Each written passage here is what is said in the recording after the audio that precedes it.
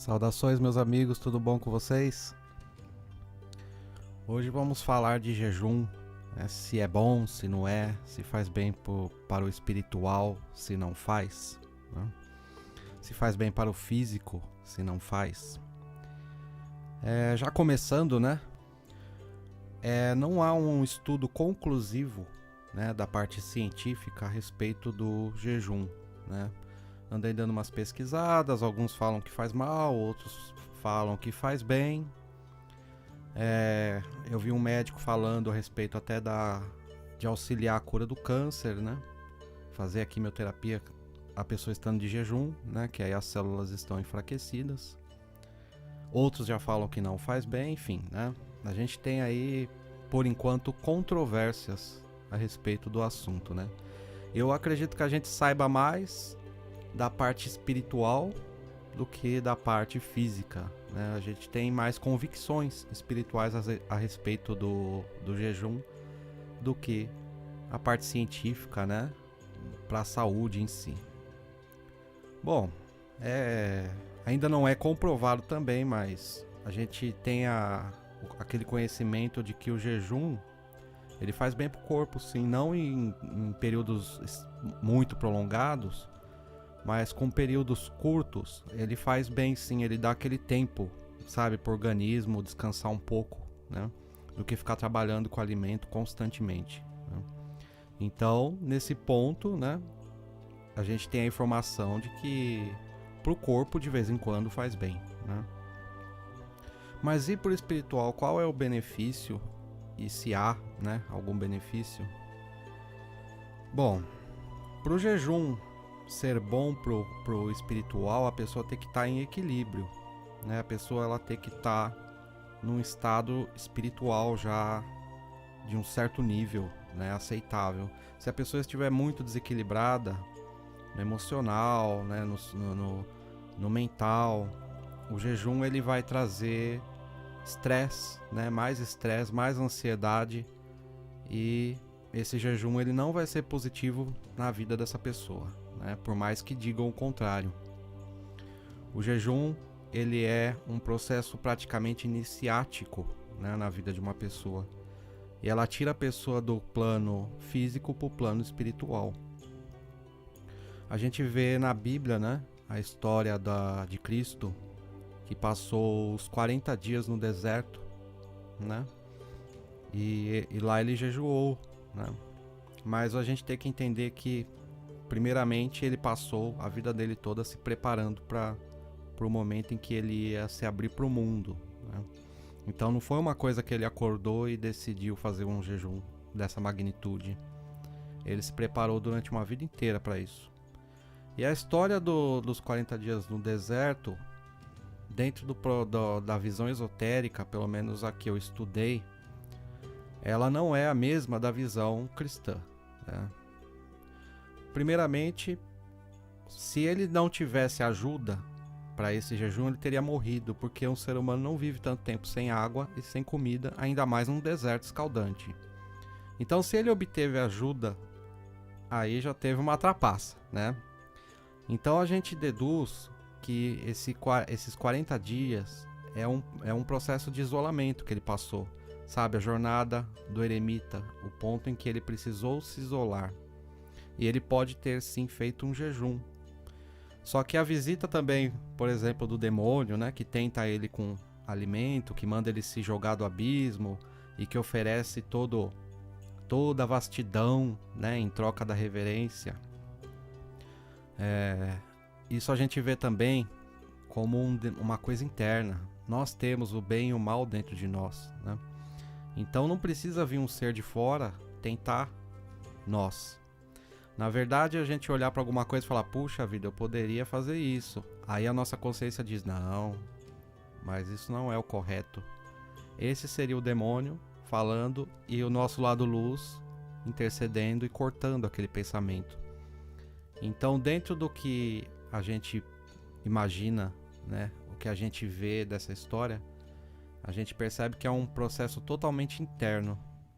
Ele passando pela privação, pelo isolamento, pelo deserto até de alimentos, e ele sendo tentado por esse lado, né, obscuro. Esse seria o deserto esotérico, né? Pelo menos, como eu disse, o lado que eu estudei, né? Eu não sei se outros esotéricos perdão, outros esotéricos têm uma outra visão a respeito dessa passagem, mas dentro do que eu estudei, o próprio demônio, né, descrito na história, é o lado denso, né, da pessoa mesmo que o tenta, né, falar, puxa vida, eu tô num jejum, né, eu tô no meu deserto, eu estou isolado, eu poderia comer esse pão agora que eu ia me saciar, né? E aí o meu lado espiritual, que está naquele processo iniciático, fala, né, pra mim mesmo, não, mas se eu fizer isso eu vou quebrar isso que eu estou fazendo, né? Eu não vou ter concluído. E ele só começou a jornada dele mesmo, a missão dele, depois dessa passagem dele, né? A gente vê também a história de Mikao Usui, né? O redescobridor do Reiki, que ele também, ele ficou 21 dias, né? Privado do alimento e o isolamento, né? Pelo deserto. Ele ficou no monte, mas ele passou 21 dias no deserto também. E no caso dele não foi diferente. 21 dias depois ele teve um lapso espiritual fortíssimo, né? E daí em diante ele desceu o monte já promovendo cura, né? Ele simplesmente tocava e já curava. Então você vê que quando a pessoa vai para o jejum estando preparada, milagres acontecem, né? E a iluminação ocorre. Buda, Cristo e tantos outros mestres, a gente sabe, né, da história deles, que eles passaram pelo jejum de longos períodos e esse jejum foi benéfico para a jornada espiritual. Mas a gente tem que entender o seguinte, essas histórias elas podem estar caprichadas, né? Elas podem não ser a total verdade da história. Então a gente tem que tomar muito cuidado, de repente a gente ter a ideia aí de fazer um jejum prolongado, porque o nosso corpo ele é muito sensível, né? Eu não concordo com o jejum sem a água, tá? Porque isso pode te acarretar um grandíssimo problema nos rins. Você precisa hidratar o seu corpo e não adianta achar que você, estando espiritual, o seu corpo vai aguentar, porque você vai causar problemas para ele. Os seus rins podem falhar depois de um tempo, fazendo jejuns prolongados e você não tomando água. Agora o alimento a gente pode, sim, se privar, né, por curto período ou médio período, não longo período, que nem é contado na história. Eu, particularmente, não estou preparado para um jejum dessa magnitude, 21 dias ou 40 dias. Pode chamar a ambulância que eu vou parar no hospital. E a água é essencial, né? A água ela não te deixa denso. A gente priva o alimento porque o alimento nos deixa denso. A água não. A água é o fluido, né? Ela até facilita as coisas. Então, jejum cortando a água por longo período também é, além de perigoso, eu não acho que traga benefício, tá? Isso é uma opinião pessoal minha. Tem pessoas que gostam de fazer o jejum total. Mas a gente tem que entender que jejum, como eu disse, só serve para quando estamos no ápice espiritual, quando a gente já está preparado, quando a gente já vem se privando ao longo de algum tempo do alimento, aí a gente se prepara e faz um jejum longo. A pessoa que está sem comer porque não tem, algumas religiões falam que esse jejum não serve, né? Quando a pessoa não tem o que comer e ela está de jejum, então esse jejum ele não serve. Novamente, eu penso que serve sim, desde que o estado emocional dessa pessoa esteja bem. Se a pessoa está sem comida em casa, raramente ela está com o estado emocional bom, né? Então, é provável que esse jejum não faça bem para essa pessoa. Eu já passei o jejum dos dois modos, por falta de comida e porque eu quis. E o meu limite de jejum foi de 7 dias. E foi tranquilo, vamos dizer assim. A única coisa que acontece é que você perde tanta energia que você já não consegue mais exercer grande esforço. Você vai ficar deitado a maior parte do tempo. No segundo dia, você já não tem energia para fazer mais nada, assim. Você vai hibernar, né? Você entra num estado de hibernação. Então o máximo é levantar para ir fazer alguma coisinha básica, volta e deita de novo. Não há o que fazer nesse processo. É um processo que você vai consumir a sua energia, né? Aquela energia de gastar mesmo, que te deixa ativo. Você vai gastar no primeiro dia. No segundo dia já começa a te consumir energia que estaria armazenada. Do terceiro em diante, você já entra nesse estado de hibernação, porque o corpo ele não quer mais queimar assim, ele não quer se desprender da energia que ele tem. Então aí entra o processo, né, de hibernação, mas não é aquela hibernação de dormir de noite, é a hibernação de você perder suas forças e você passar a ficar mais tempo deitado, em repouso, sentado, sem fazer grande esforço. É esse o estado, né? Espiritualmente você entra numa profundidade mental muito grande, né? Os seus pensamentos eles vão pro profundo e você ali dentro daquele sofrimento você passa a buscar e a questionar coisas importantíssimas e você encontra respostas. Mas o jejum de 7 dias eu fiz praticamente voluntariamente por uma situação da minha vida que eu estava me sentindo perdido e eu precisava de uma luz, né, nos meus pensamentos, e eu decidi fazer esse jejum. Foi o máximo que eu cheguei. E já tive jejuns menores, né, por situações financeiras e realmente não ter o que comer em casa. E já tive jejuns também médios, né, 2 dias assim, porque eu quis, né? Olha, o jejum ele é bom, sim, mas ele é bom para as pessoas, como eu disse, que estão preparadas. E tem a questão da saúde também. Se você tem uma úlcera, uma gastrite, você não pode fazer o jejum. Por mais que possa te trazer um benefício espiritual, ele vai agravar a sua situação na sua saúde. Então, se você tem uma úlcera, ela pode virar uma ferida enorme. Então, temos que tomar cuidado com o que fazemos com o nosso corpo, né?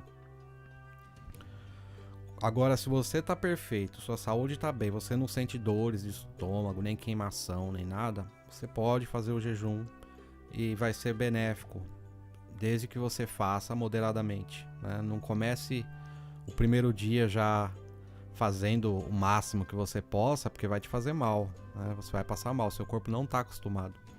Passe 12 horas, né? Começa de manhã, chega à noite, come alguma coisa para dormir, isso já é um bom jejum.